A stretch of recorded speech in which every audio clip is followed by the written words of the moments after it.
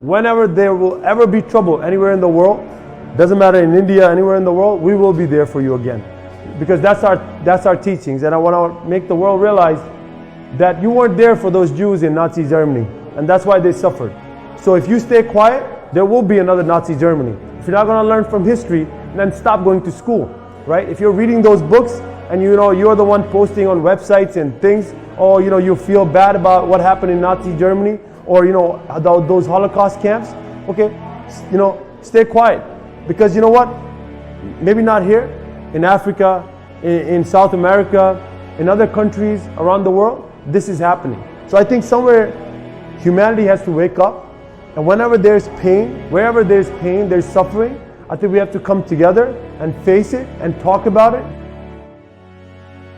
My name is Dr. Swayman Singh. I was born in Punjab, city of Amritsar. Later I moved to United States at the age of 10. I've been in New Jersey for the past 24 years. Well, I actually came here, my grandfather was part of this protest. He wasn't feeling well, so I came here to check up on him. Once I was here, I saw the pain of the people. I saw the suffering as a doctor. A lot of people here know me because I do medical camps here every year. And what I saw was there was a big need of a doctor. Came here for one thing, and then basically I was supposed to be here for 5 days. Could never go back because there was a need. As a doctor, your purpose is to serve, and there was a need, so I stayed. As you know, as things were moving towards the 26th, there was a big, there was a lot of commotion going on. The whole route was always a confusion. The route wasn't given for the march till like the 26th morning. So there was a lot of confusion, and we know because of that confusion something could go wrong. So on the 25th we had already started planning, meaning we did first aid training for thousands of people here, teaching about CPR, how to control a broken bone, a skull, or any kind of basically first aid training was given. We prepared a lot of volunteers that day. We gave out a lot of first aid kits, tractor to tractor, giving out kits. And on 26th everything was good. Everything was going fine. There's this station, there's this barricade called Nanglohi. And we know if there could be trouble, that would be the place of trouble. And so what we did was, we got our ambulance. We had 32 ambulances, a team of 220 doctors, nurses, pharmacists, ready for that day. We didn't know we would be the first in command. We prepared as a backup, but what later turned to be, we had to be first in command. So when we got there at Nanglohi, we were told by somebody, hey, your people are cutting off the legs of the police officers. We're like, whoa. We sent 2 doctors to go check and like what's going on, past the barricade. Then there was another guy 2 minutes later who goes, the police officers are hitting your people in the head. We're like, okay. And 1 or 2 more times, same thing happened. We went across the barricade to check up on the situation, and what we found was there was nothing going on. So once we passed the barricade, the police let us through, not a problem. They allowed 7 ambulances to go first, and they're like, we'll let the other ambulances go in series. We passed the barricade and we found out there was nothing wrong there. Everything was fine. And what we realized was those were some people who were trying to get the farmers excited, meaning trying to get them to break the barricades.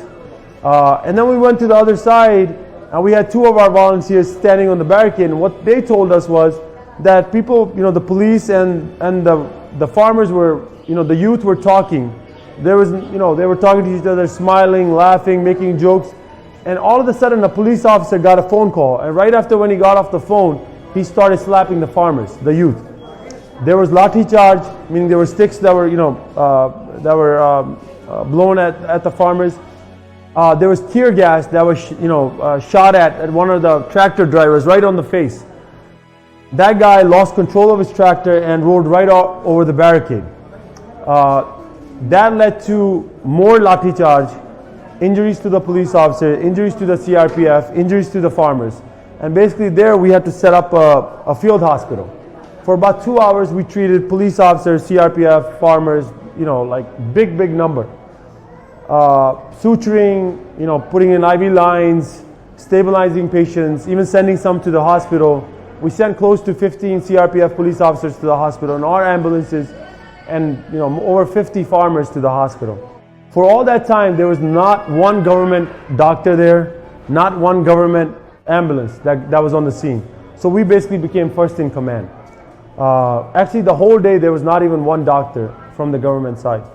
We were the ones taking care of police, and there were, so many that would have died if we weren't there. So we realized our worth at that time, and I think the police and the CRPF also realized our worth, as they had barricaded us, given us protection, so nothing can go wrong. At that time, something happened. There was a guy who comes in, two guys with like a mask on their face, coming not from the barricade side, from the other side, and the cops were behind him and basically started lathi charge on those guys. Like, they were supposedly police officers or CRPF people, but they didn't have any name tags. They started hitting us. 3 of our doctors had, our volunteers had broken arms. 1 had a broken, basically, skull. 2 were hit in the legs and back. I started yelling, all the doctors started yelling, "Stop, what are you doing?" Because one guy was literally holding an IV pole to a police officer who was getting stitched, and he was hit. There was a 15-year-old kid who was hit, who was part of our team. We decided at the time that in that morning we had pledged that no matter what happens that day, we would treat everybody as human. We don't care if he's in one dress or other dress, police officer, bad guy, good guy, it doesn't matter. As per Sikh principles, we would treat everybody as equal. And as we were talking, the police officers had tears in their eyes. The CRPF people had tears in their eyes, and they're basically, with folded hands were begging us not to leave. They're like, "We're really sorry. We have no idea who those people were." And we're like, "Those people had your dress. How do you not know who they are?" They're like, "We don't know. We don't know who they are." So you ask me, are they police officers? See, I don't know. They had the dress of a police officer, but the people who were there working had no idea who they were. And they came, they basically attacked us, brutally attacked us. I mean, there we realized that if they're bad guys on that side who are basically getting people excited, don't know who they're working for agency or whatever they were, there were similar people on this side as well who were invoking the police officers to harm the farmers. Then internet service was cut off, and what we realized was, that created more confusion amongst the police officers and the people. Because a lot of people were told, even at 10 a.m., that people had already gotten to the Red Fort. And what we realized later was the barricades were actually set to the wrong side. And the right roads were blocked, and the wrong roads were actually opened up. And when we came back, there was literally dead silence all over Tikri. And when we sat down and we, talked to each other, and everybody put their, thoughts together, and whatever we saw that day, what we realized was those were not the farmers who were in Red Fort, who had beaten up those police officers. And, because everything we saw, everything we experienced from front lines made us kind of realize that there was a bigger plan in play. Who had that? We don't know. A lot of people with wounds are coming in. And what we realized when I asked them, like, why the heck did you break the barricade, or why the heck did you go towards the Red Fort? And what they told us was, the reason was when they even went to the right road, tear gas was thrown at them. And what they said was they only followed the tractors. They can't just go the other way. And another thing they said is, we don't know what the right road is and the wrong road is. We're not from here. We're from a village. Some of these people have never even gone out of a village. How would they, even a person like me doesn't know the roads of Delhi. So how would you expect these villagers to be able to go on the right road? So what I realized over the next 10 days is because these people basically fell in a trap. Who set that trap? We don't know till this day. But there was definitely a trap that was laid, and these people basically really fell in it. But I can tell you, if these are tax-paying citizens, then they deserve medical care. They deserve clean housing, clean food. And right now, the government has stopped even the cleaning drive. We have to hire people to clean here. We have to, we have set up a clean water system because the government has stopped giving them free, clean water. We have to provide toilets because the government picked up a lot of the toilets after the 26th.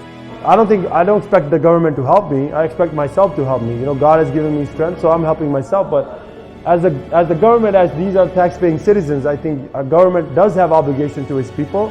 And to a level, I don't think they're doing their job. Especially that day, 26th, where were the doctors and the ambulances, even for the police officers, let alone the farmers? So if you're asking me if the government is doing their job, then I would say no.